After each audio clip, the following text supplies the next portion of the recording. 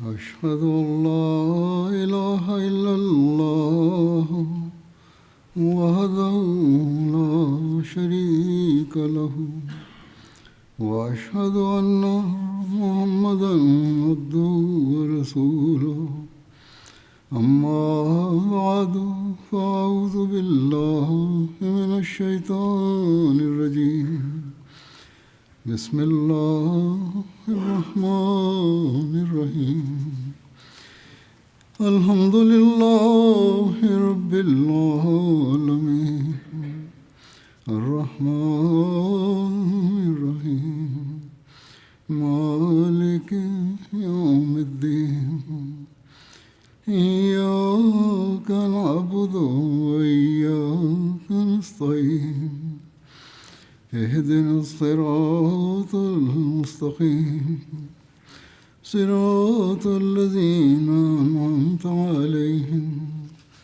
غير المغضوب عليهم ولا الضالين.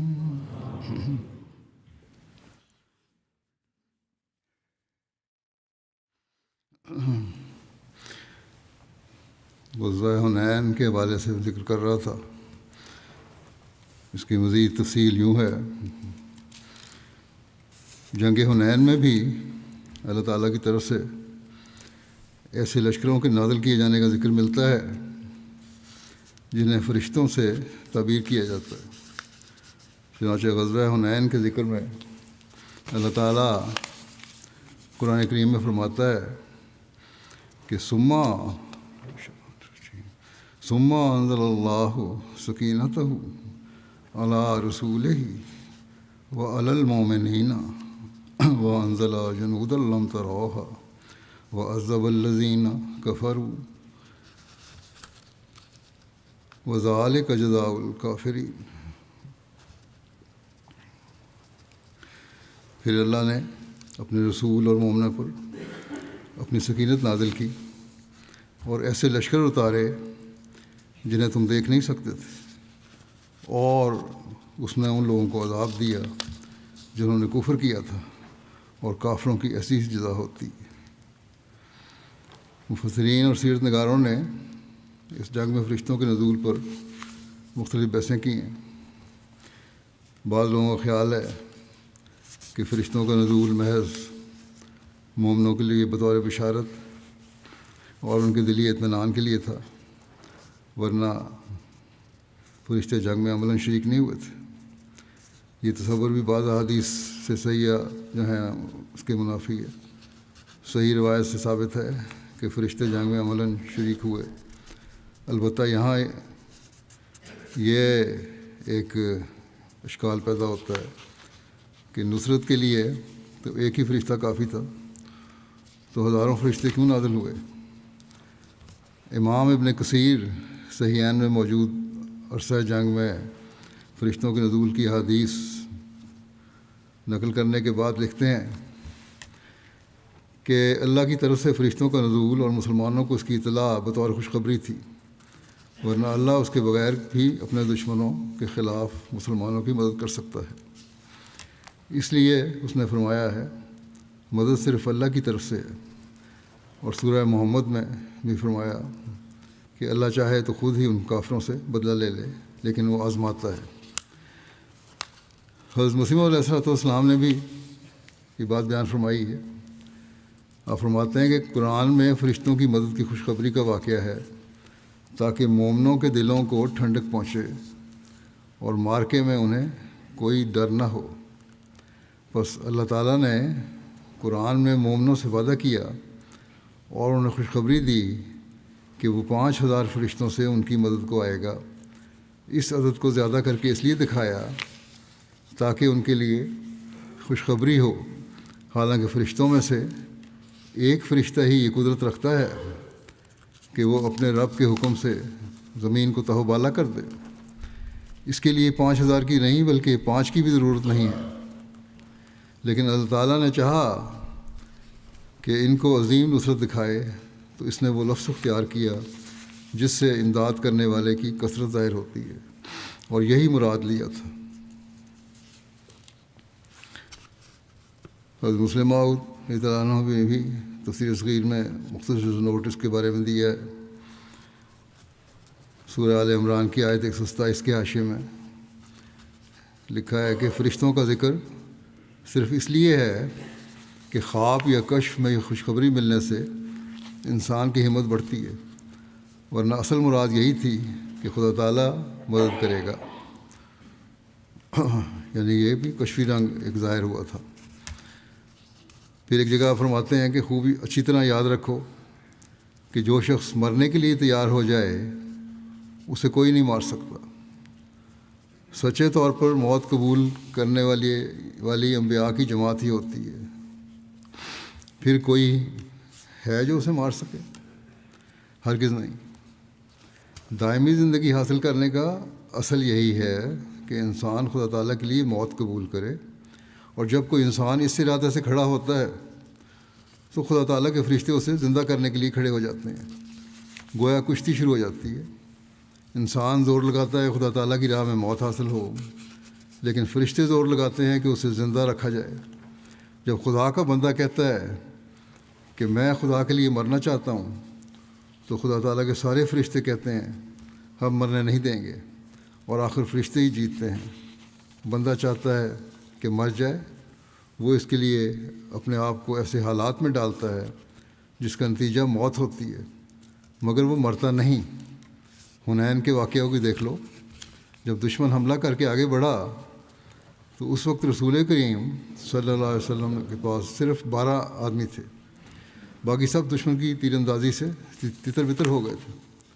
اس وقت حضرت عباس نے حضور صلی اللہ علیہ وسلم انہوں نے کہا کہ حضور ذرا پیچھے ہٹ جائیں، مگر آپ صلی اللہ علیہ وسلم نے سواری کو ایڑ لگائی اور آگے بڑھتے ہوئے فرمایا انا النبی لا کذب انا ابن عبد المطلب، میں خدا تعالیٰ کا سچا نبی ہوں، میں پیٹھ کس طرح دکھا سکتا ہوں۔ یہ ایک ایسا کلمہ تھا جو انسانیت کو بھلا کر خدا تعالیٰ کے سامنے لانے والا تھا۔ 4000 تیر اندازوں کے مقابلے میں ایک شخص کہتا ہے کہ میں یہاں سے ہٹ نہیں سکتا، تو یہ انسان نہیں بلکہ خدا بول رہا تھا۔ رسول کریم صلی اللہ علیہ وسلم نے اس وقت کہا بھی کہ انا ابن عبد المطلب، میں انسان ہی ہوں۔ بس جب رسول کریم صلی اللہ علیہ وسلم نے کہا کہ میں خدا کی راہ میں مرنا چاہتا ہوں، تو خدا تعالیٰ کے فرشتے اتر آئے اور حنین کی شکست فتح سے بدل گئی، اور آپ فاتح بن کر میدان جنگ سے لوٹے۔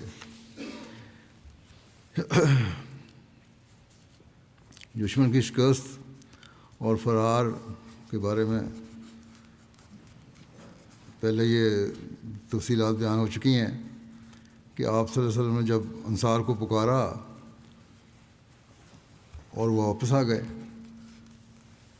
اور پھر خوب جوش و خروش سے لڑنے لگے، اس کے ساتھ ہی نبی اکرم صلی اللہ علیہ وسلم نے دعا کی اور اپنے ہاتھ سے کنکریوں کی مٹھی کفار کی طرف پھینکی، جس کا نتیجہ یہ ہوا کہ بنو حوازن، جن کا یہ دعویٰ تھا کہ آج تک محمد صلی اللہ علیہ وسلم کا مقابلہ کسی جنگجو قوم سے ہوا ہی نہیں، ہم سے مقابلہ ہوگا تو ہم بتائیں گے کہ جنگ کیا ہوتی ہے، اور جو فی الحقیقت عرب کے طاقتور ترین قبائل میں سے ایک تھا۔ یہ نہیں کہ صرف باتیں تھیں بلکہ واقعی تھا وہ طاقتور قبیلہ۔ وہ تھوڑی دیر میں شکست کھا کے بھاگنے لگے، اپنے بیوی بچوں اور مال مویشی کی کسی کو خبر نہ رہی۔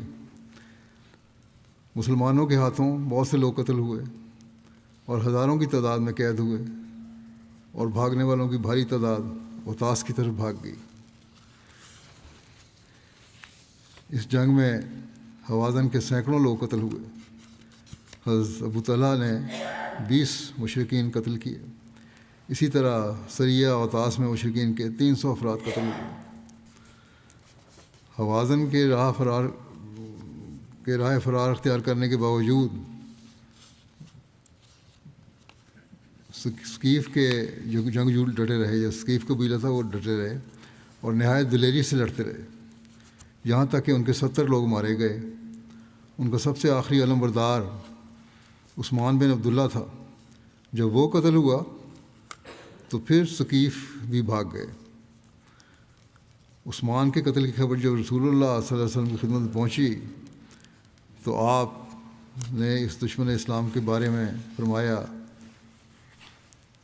اللہ اسے اپنی رحمت سے دور کرے، یہ قریش سے بغض رکھتا تھا، جبکہ اس کے قاتل حضرت عبداللہ بن ابی امیہ کے لیے حصول رحمت کی دعا فرمائی، اور حضرت عبداللہ نے کہا میں امید کرتا ہوں کہ خدا تعالیٰ مجھے اسی حالت میں شہادت عطا فرمائے گا۔ بس انہوں نے طائف کے محاصرے کے دوران ہی شہادت پائی۔ بعض روایات کے مطابق آخری علمبردار عثمان بن عبداللہ کو حضرت علی نے قتل کیا تھا، لیکن وہ زیادہ تفصیل ہے پہلی والی۔ اس جنگ میں 4 صحابہ شہید ہوئے۔ ان کے نام ہیں حضرت ایمن کے بیٹے ایمن بن عبید۔ یہ ایمن وہی ہیں جو حضرت صلی اللہ علیہ وسلم کی حاضرہ تھیں، یعنی نگہداشت پرورش کرنے والی تھیں۔ سراقہ بن حارث یہ انصاری صحابی تھے۔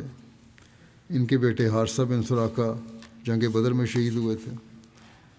یزید بن زمع ابتداء میں اسلام قبول کرنے والے تھے اور جاہلیت میں بھی قریش کے ہاں اعلیٰ مقام و مرتبہ پر فائز تھے۔ قریش اہم امور میں ان سے مشورہ لیا کرتے تھے۔ یہ ام المومنین حضرت سلمہ کے بھانجے تھے۔ میدان جنگ میں گھوڑے کے بدکنے سے ان کی شہادت ہوئی تھی، نیچے گرے اور پھر اس کے نیچے آ گئے۔ بعض کے نزدیک ان کی شہادت غزوہ طائف میں ہوئی تھی، اس کا بھی ذکر آگے آئے گا۔ چوتھے حضرت ابو عامر تھے، جن کی تفصیل بھی آگے سریہ اوداس میں بیان آئے گی۔ حضرت عائض بیان کرتے ہیں کہ جنگ حنین میں میری پیشانی میں ایک تیر آ لگا اور میرے چہرے اور سینے پر خون بہہ کر پھیلنے لگا۔ رسول اللہ صلی اللہ علیہ وسلم اپنا ہاتھ مبارک میرے چہرے اور سینے سے پیٹ تک پھیرا اور خود خون صاف کیا، جس سے خون اسی وقت بند ہو گیا۔ اس کے بعد آپ نے میرے لیے دعا فرمائی۔ بعض روایت کرنے والے یہ بھی کہتے ہیں کہ آن صلی اللہ علیہ وسلم نے جہاں ہاتھ پھیرا تھا وہ آپ کے مبارک ہاتھوں کے نشان ان کے جسم پر بعد میں بھی رہے۔ حضرت خالد بن ولید جو کہ گھڑ سوار دستے کے امیر تھے، وہ ابتدائی مرحلے میں ہی بری طرح زخمی ہو چکے تھے، پہلے بیان ہو چکا ہے، گر گئے تھے جب تتر بتر ہوا ہے لشکر۔ ایک راوی بیان کرتے ہیں کہ جب کفار کو شکست ہو گئی اور مسلمان اپنے اپنے خیموں کی طرف چلے گئے تو میں نے رسول اللہ صلی اللہ علیہ وسلم کو دیکھا کہ آپ لوگوں کے درمیان چل رہے تھے اور فرما رہے تھے کہ مجھے خالد بن ولید تک کون پہنچائے گا۔ جب ان کے پاس پہنچے تو خالد کجاوے کے ساتھ ٹیک لگائے ہوئے تھے۔ حضور صلی اللہ علیہ وسلم خالد کے پاس بیٹھ گئے اور زخم دیکھ کر اپنا لعاب دہن لگایا، جس سے انہیں شفا ہو گئی۔ اس کے علاوہ حضرت عبداللہ بن ابی اوفا، حضرت ابوبکر صدیق اور حضرت عمر، حضرت عثمان اور حضرت علی بھی زخمی ہوئے تھے۔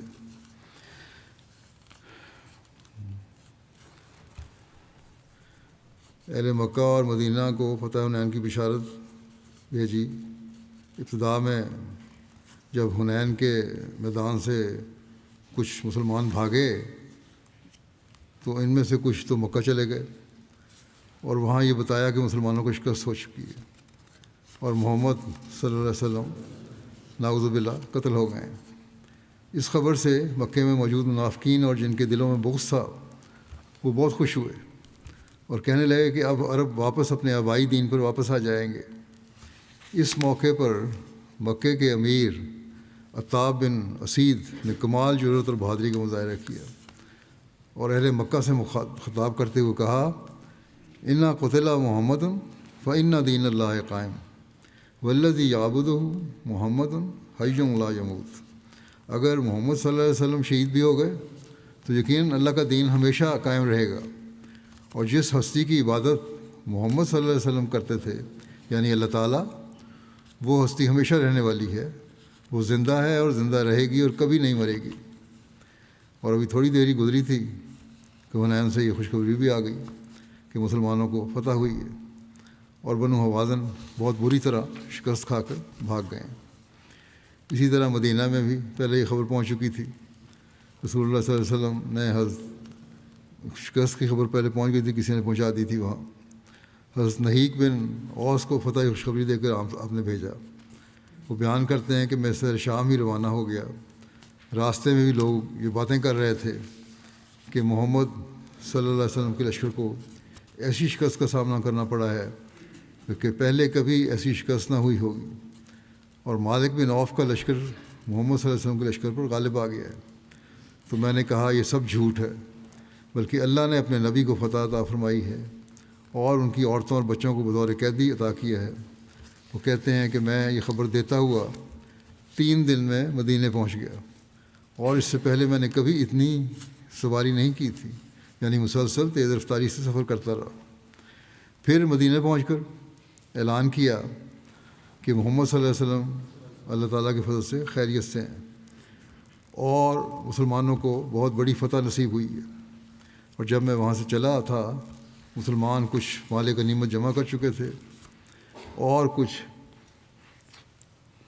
جمع کر رہے تھے، اور پھر وہ ازواج مطہرات کے حجروں کی طرف گئے اور رسول اللہ صلی اللہ علیہ وسلم کی خیر و سلامتی کی بشارت انہیں بھی دی، اور اس پر سب نے اللہ کا شکر ادا کیا اور خوش ہو گئے۔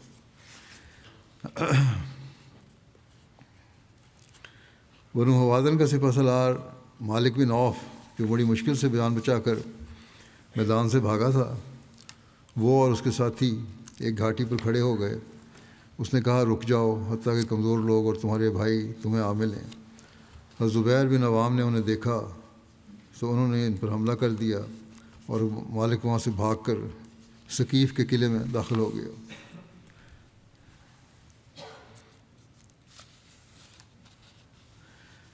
محلم بن جسامہ کا ایک شخص کو قتل کرنا اور ان کی دیت کا واقعہ کی مزید تفصیل یوں بیان ہوئی ہے۔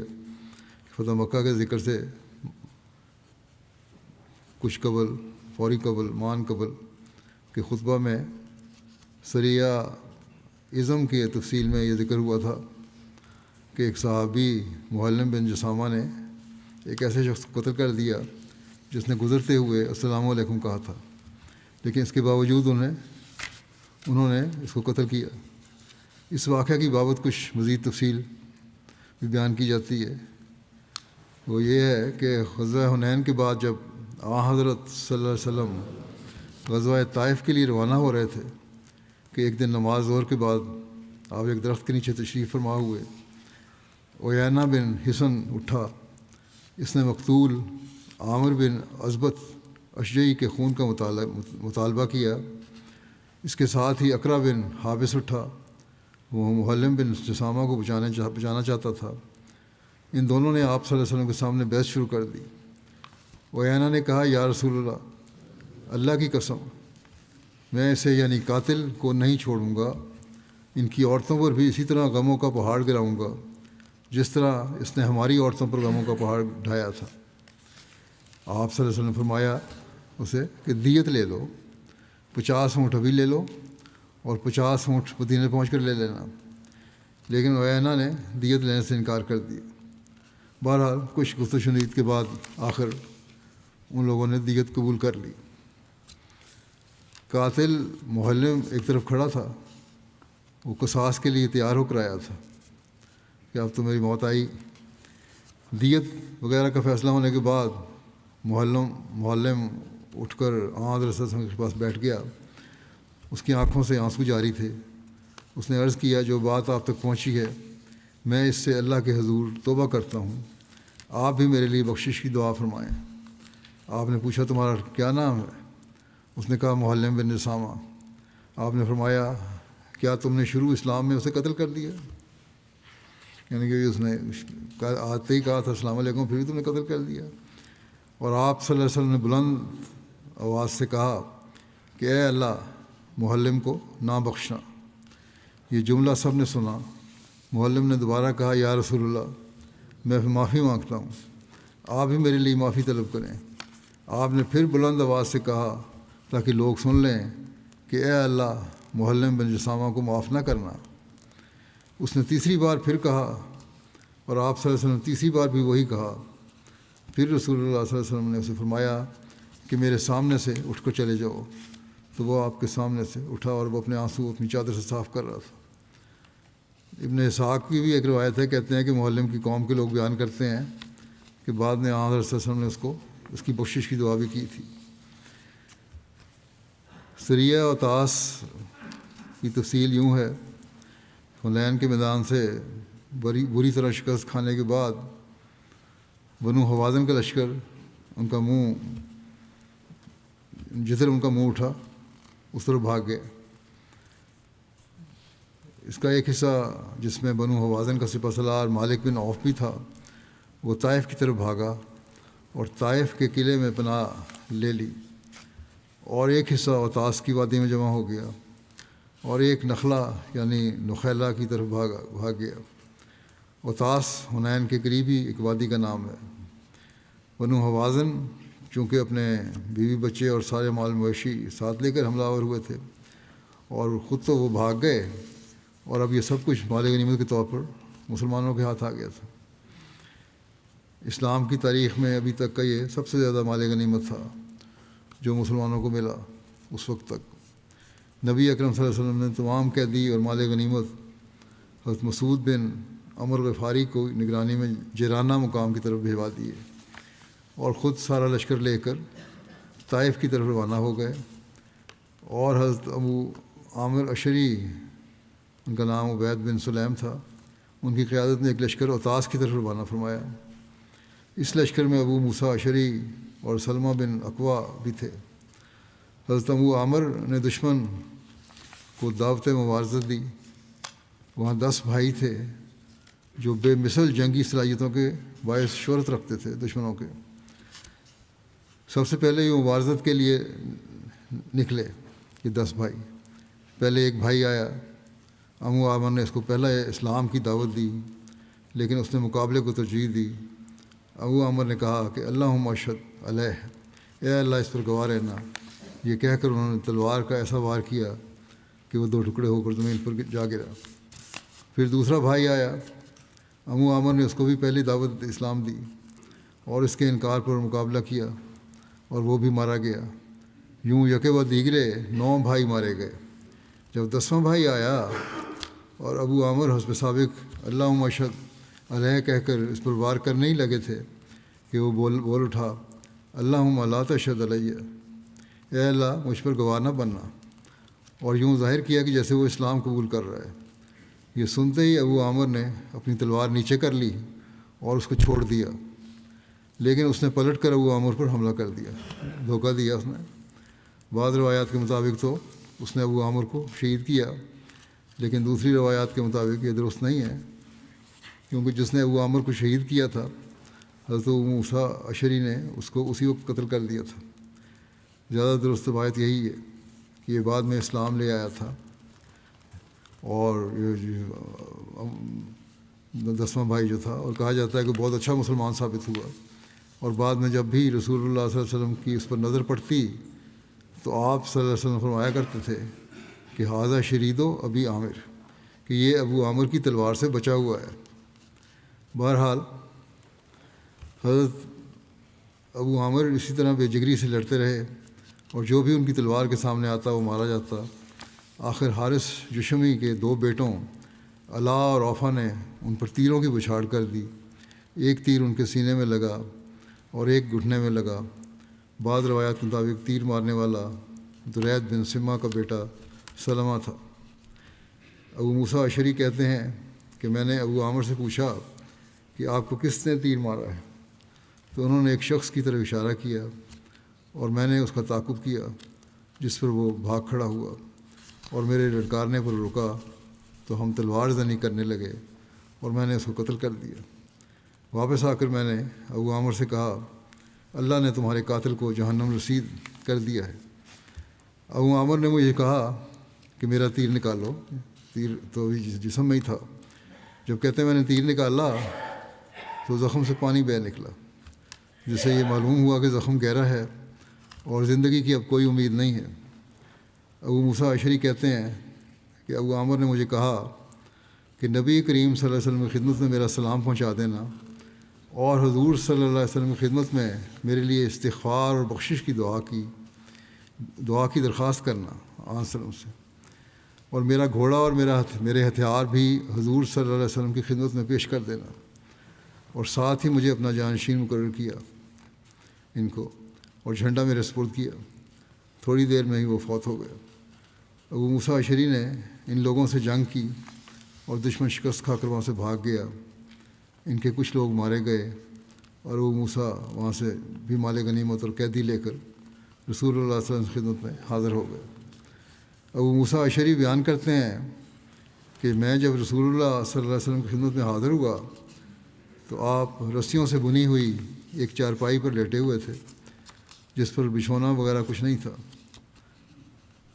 لیکن بخاری اور بعض دوسری روایت کے مطابق اس پر بچھونا بھی تھا، لیکن ان رسیوں کے نشانات، نبی بہت پتلا سا ہوگا کوئی چادر سی بچھی ہوئی، ان کے نشانات نبی کریم صلی اللہ علیہ وسلم کے جسم مبارک پر ظاہر ہو رہے تھے رسیوں کے۔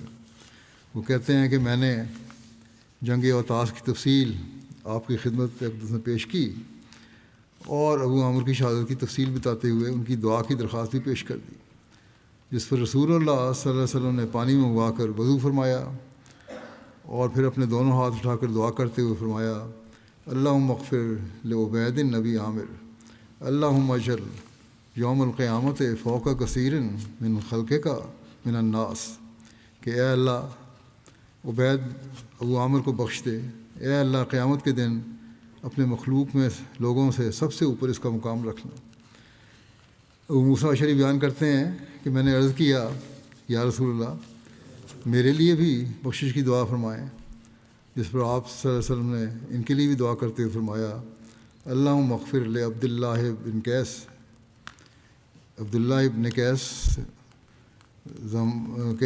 ذنبہ و ادخلہ یوم القیامت مدخلا کریما، اے اللہ عبداللہ بن قیس یعنی ابو موسیٰ اشعری کا نام تھا، ان کے گناہ معاف فرما دینا اور اس کو قیامت کے دن معزز مقام عطا کرنا۔ پھر سریہ طفیل بن عمر دوسی جو ذوالکفین کی طرف ہے، اس کا ذکر یہ شوال 8 ہجری میں ہوا۔ حضرت صلی اللہ علیہ وسلم جب حنین سے طائف کی طرف چلنے لگے تو آپ صلی اللہ علیہ وسلم نے طفیل دوسی کو ذوالکفین نامی بت گرانے کے لیے بھیجا۔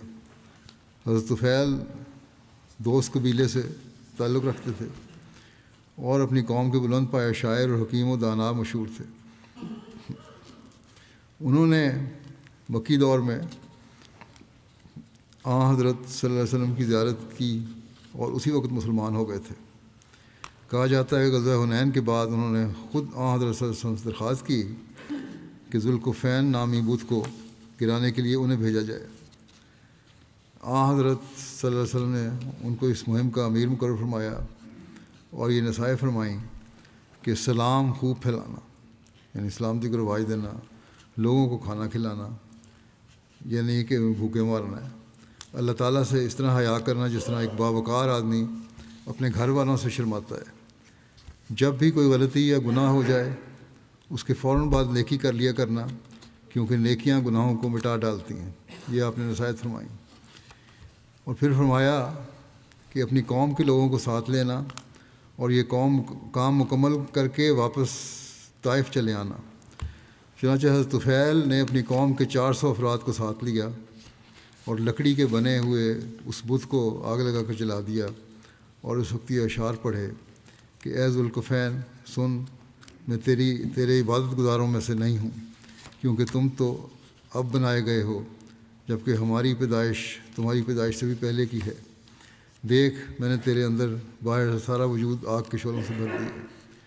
یہ مہم کامیابی کے ساتھ سر انجام دینے کے بعد طائف واپس آ گئے۔ حضور صلی اللہ علیہ وسلم کو ابھی طائف پہنچے 4 دن ہوئے تھے۔ حضرت طفیل اپنے ساتھ 400 جنگجو بہادر بھی لے کر آئے، اور اس وقت کے اعتبار سے جدید جنگی اسلحہ یعنی منجنیق اور دبابہ بھی لائے۔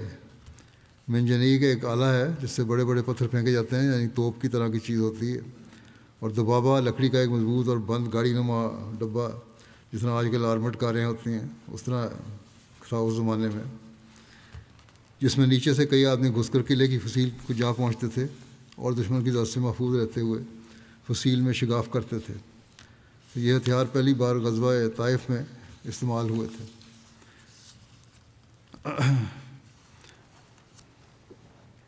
غزوہ طائف جو ہے یہ 8 شوال 8 ہجری میں ہوا یہ بھی. اور طائف مکہ سے مشرق کی اس کی تاریخ یہ ہے کہ مکہ سے مشرق کی جانب تقریباً 90 کلومیٹر پر ایک مشہور شہر ہے. طائف نہایت مضبوط مقام تھا.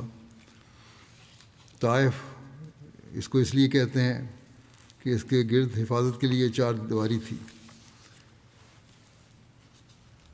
یہاں ثقیف کا جو قبیلہ آباد تھا نہایت شجاع تھا، بڑا بہادر تھا. تمام عرب میں ممتاز اور قریش کا ہم گویا ہمسر تھا. عروہ بن مسعود جو یہاں کا رئیس تھا، ابو سفیان کی بیٹی سے اس کی شادی ہوئی تھی. کفار مکہ کہتے تھے کہ قرآن اگر اترتا تو مکہ یا طائف کے رؤساء پر اترتا. یہاں کے لوگ فن جنگ سے بھی واقف تھے کہ یہ کہا کرتے تھے کہ کسی بڑے آدمی کو اترنا چاہیے تھا، اور بڑے آدمی تو ان 2 جگہوں پہ رہتے ہیں بجائے حضرت صلی اللہ علیہ وسلم اترنے کے. بہرحال یہاں ایک محفوظ قلعہ تھا. اہل شہر نے سال بھر کر رسد کا سامان جمع کیا. چاروں طرف منجنیق اور جا بجا ماہر تیر انداز متعین کیے. یہ غزوہ در حقیقت غزوہ حنین کا ہی تسلسل ہے، چونکہ حوازن اور ثقیف کے بیشتر شکست خوردہ افراد اپنے سردار مالک بن عوف نصری کے ساتھ بھاگ کر طائف ہی آئے تھے اور یہیں قلعہ بند ہو گئے تھے. لہذا رسول اللہ صلی اللہ علیہ وسلم نے حنین سے فارغ ہو کر سارا مال غنیمت اور 6000 سے زائد قیدی غلام اور لونڈیاں مکے کے قریب ایک وادی جس کا نام جیرانہ تھا وہاں بھیجا اور خود طائف کا قصد کیا. جیرانہ بھی مکہ کے طائف کے راستے میں مکہ کے قریب ایک کنواں کا نام ہے. مکہ سے اس کا فاصلہ تقریباً 17 میل ہے. مال غنیمت پر آپ نے بدیل بن ورقہ یا حضرت مسعود بن عمر غفاری کو نگران مقرر فرمایا. بہرحال آپ نے حضرت خالد بن ولید کی سرکردگی میں 1000 فوج کا ہراول دستہ روانہ کیا. انہوں نے وہاں پہنچ کر قلعہ والوں سے یعنی طائف والوں سے مذاکرات کی کوشش کی، مگر قلعہ والے آمادہ نہ ہوئے. حضرت خالد بن ولید کو روانہ کرنے کے بعد حضرت صلی اللہ علیہ وسلم نے خود بھی طائف کا رخ فرمایا. ان راستوں کے ماہر ساتھ ساتھ تھے. فوج کے آگے آگے چلتے رہے. راستے میں غزوہ حنین میں دشمن فوج کے سپہ سالار مالک بن عوف کا ایک قلعہ تھا. آپ صلی اللہ علیہ وسلم نے پوچھا کہ اس میں اس وقت کوئی رہائش پذیر ہے؟ بتایا گیا کہ یہ خالی ہے. تو اس پر آپ صلی اللہ علیہ وسلم نے اسے منہدم کروا دیا. پھر سفر جاری رکھتے ہوئے طائف پہنچے اور قلعہ طائف کے قریب خیمہ زن ہو کر اس کا محاصرہ کر لیا. اہل طائف نے ایک عرصہ سے اس جنگ کے لیے تیاری کر رہے تھے. انہوں نے قلعہ کی تعمیر و مرمت بھی کی اور 1 سال کا اناج اور غلہ وغیرہ بھی جمع کر لیا ہوا تھا. اور حنین کے میدان میں غیر متوقع شکست کھا کر جتنے لوگ بھاگ سکتے تھے وہ سب بھاگ کر اس قلعہ میں پناہ گزین ہو گئے اور قلعہ کے دروازے بند کر لیے. نبی اکرم صلی اللہ علیہ وسلم نے ابتدا میں طائف کے بہت قریب ایک کھلی جگہ پر پڑاؤ کیا. ابھی لشکر نے پوری طرح قیام بھی نہ کیا تھا کہ قلعے سے تیر اندازوں نے سخت تیر اندازی کر کے بہت سے مسلمانوں کو زخمی کر دیا. اسی دوران حضرت حباب بن منذر نے رسول اکرم صلی اللہ علیہ وسلم کی خدمت میں حاضر ہو کر عرض کیا کہ یا رسول اللہ، یہ جگہ ہمارے پڑاؤ کے لیے مناسب نہیں ہے، کیونکہ اہل طائف ماہر تیر انداز ہیں اور ان کے تیر دور تک پہنچتے ہیں. چنانچہ آپ صلی اللہ علیہ وسلم نے انہیں ارشاد فرمایا کہ کسی مناسب جگہ کا انتخاب کریں. پھر ایک نئی جگہ پر سارا لشکر منتقل ہو گیا. دوران محاصرہ دونوں طرف سے تیر اندازی اور پتھراؤ کے واقعات بھی پیش آتے رہے. اس صورتحال سے نمٹنے کے لیے حضرت صلی اللہ علیہ وسلم نے منجنیق لگا کر اہل طائف پر بڑے بڑے پتھر پھینکے. اس منجنیق کے متعلق بیان کیا ہو چکا ہے کہ یہ حضرت طفیل دوسی سریہ ذوالکفین سے لوٹتے وقت اپنے ساتھ لائے تھے. پتھر پھینکنے سے ایک دن قلعہ کی ایک دیوار میں ایک سوراخ ہو گیا. چنانچہ مسلمانوں کی ایک جماعت دوبابہ کے ذریعے یہ جو ایک بکسا سا تھا جسے محفوظ کیا جاتا تھا، اس کے ذریعے قلعے کی دیوار کی طرف بڑھے تاکہ اس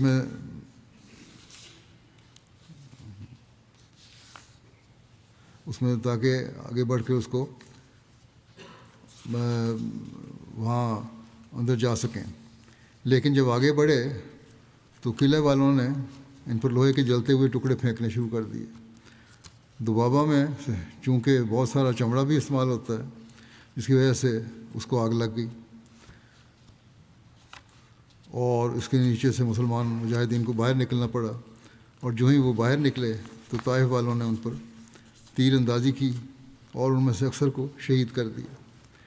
اسی دوران ایک مرتبہ حضرت صلی اللہ علیہ وسلم نے طائف والوں کے انگوروں کے باغات کاٹنے کا حکم دیا۔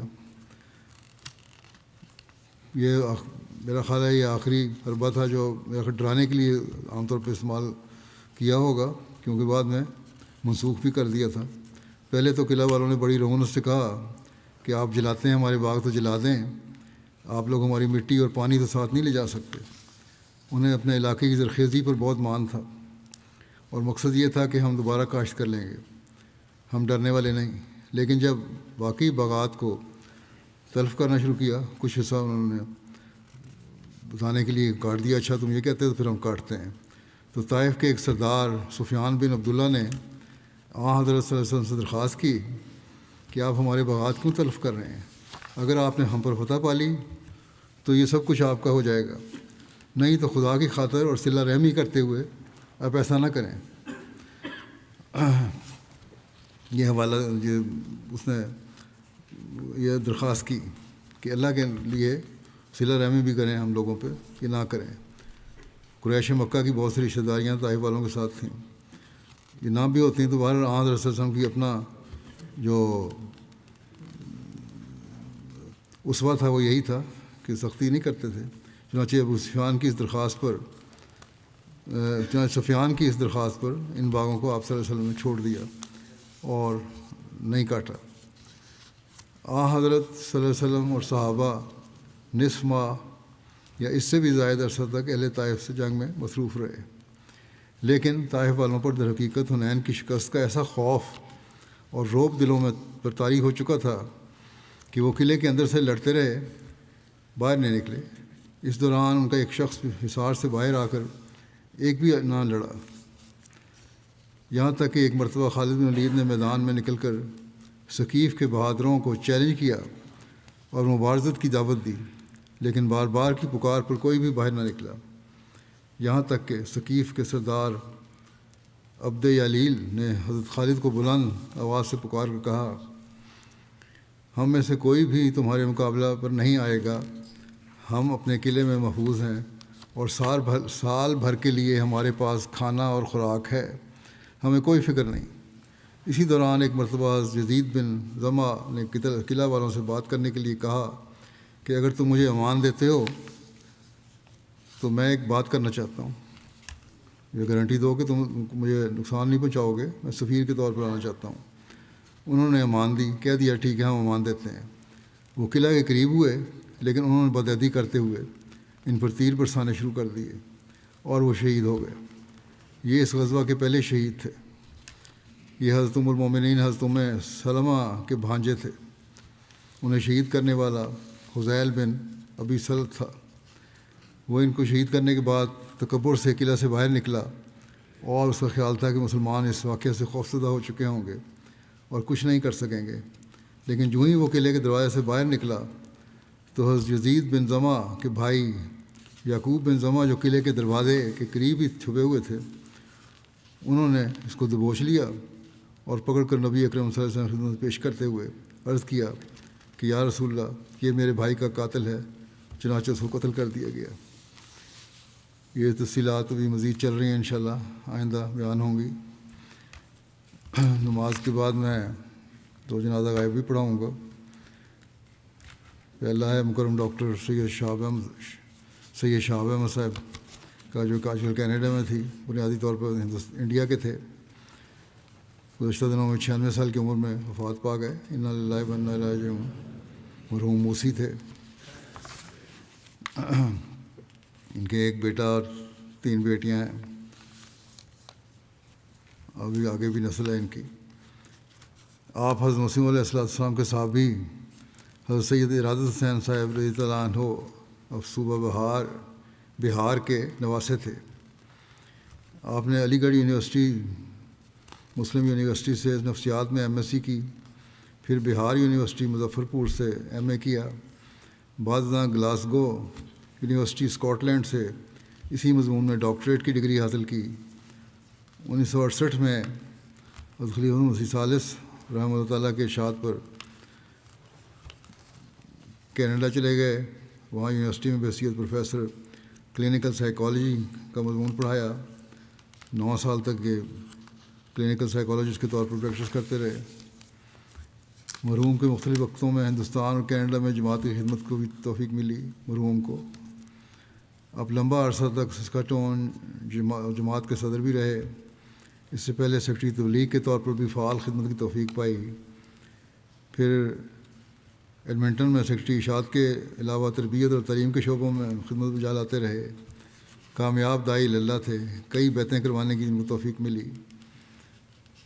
جماعت احمدیہ کینیڈا کی تاریخ انگریزی زبان میں لکھی جا رہی ہے، اس کی ایک حد تک اصلاح کی بھی ان کو توفیق ملی۔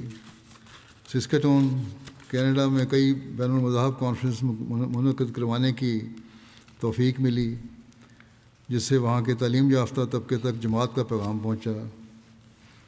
آپ کو مختلف اداروں میں اسلام اور احمدیت پر تقاریر کرنے کا بھی موقع ملا۔ مختلف لائبریریوں میں جماعت کی کتابیں بھی رکھوائیں۔ ایک علمی شخصیت کے مالک تھے۔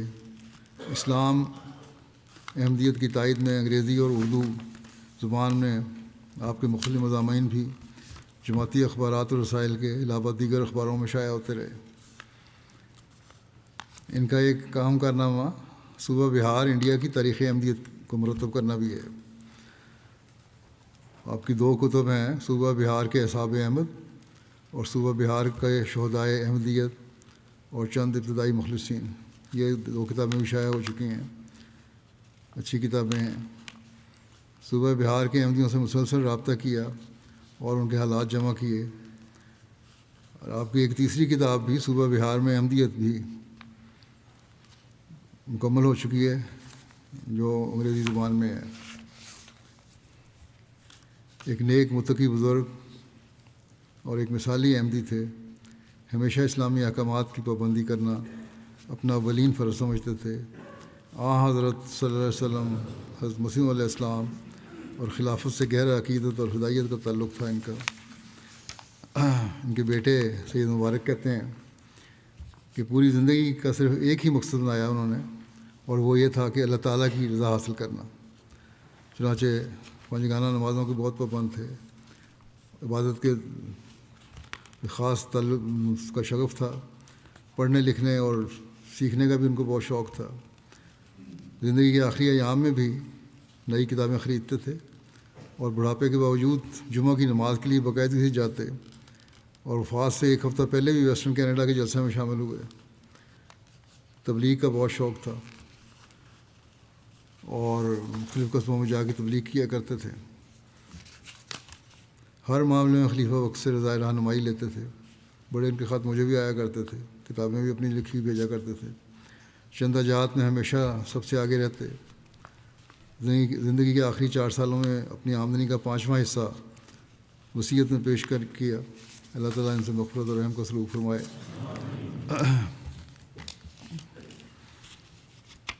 دوسرا ذکر ہے مبارک کھوکھر صاحب لاہور کا، جو انشاءاللہ کھوکھر صاحب کے بیٹے تھے۔ یہ بھی گزشتہ دنوں 81 سال کی عمر میں وفات پا گئے۔ انا الیہ راجعون۔ مرحوم بھی موسی تھے۔ افضل کھوکھر صاحب شہید گجرانوالہ کے سب سے چھوٹے بھائی اور اشرف کھوکھر صاحب شہید کے چچا تھے۔ 2 شہید ہیں ان کے خاندان میں۔ خلیفہ مسیح رابع کے ساتھ خاص تعلق تھا، انہوں نے ان کی شادی کروائی، رشتہ کروایا، اور بہت قریبی تعلق تھا ان کے ساتھ خلافت سے پہلے بھی۔ خلیفہ مسیح رابع رحمہ اللہ تعالیٰ کی تحریک پر ہی آپ نے کراچی میں اپنا کاروبار شروع کیا اور بڑا کامیاب کاروبار رہا، اور لیکن جماعتی لحاظ سے کوئی ایسا اہم خدمت تو ان کو سپرد نہیں ہوئی، لیکن جماعتی خدمت کے لیے جب بھی ان کو بلایا جاتا یہ فوراً حاضر ہو جاتے۔ جماعت اور خلافت کے ساتھ نہایت گہری عقیدت رکھتے تھے، نہایت ملنسار، شفیق اور لوگوں کی تکلیف کا احساس کرنے والے تھے، اسے دور کرنے کی کوشش کرتے، رفاع عامہ کے کاموں میں بڑھ چڑھ کے حصہ لیتے۔ اپنی والدہ مرحومہ کے نام پر بھی تعلیمی وظیفہ انہوں نے جاری کیا ہوا تھا۔ پسماندگان میں اہلیہ کے علاوہ ایک بیٹی اور 2 بیٹے شامل ہیں۔ اللہ تعالیٰ ان سے مغفرت اور رحم کا سلوک فرمائے۔